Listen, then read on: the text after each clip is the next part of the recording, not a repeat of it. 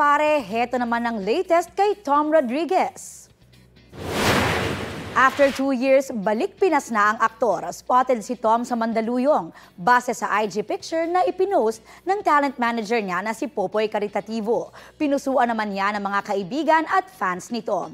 2022 nang magpunta sa Amerika si Tom after nang hiwalayan nila ni Stolen Life star Carla Abellana.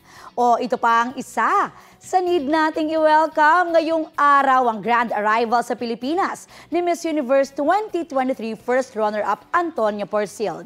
Excited na ang 4D fans, aminin! Matatandaan na isa si Antonia sa mga naging bestie ni Miss Universe 2023 Top 10 semi-finalist Michelle D during the pageant. Dati na rin nabanggit ni Michelle na kasama ang Pilipinas sa mga gustong mabisita ni Antonia.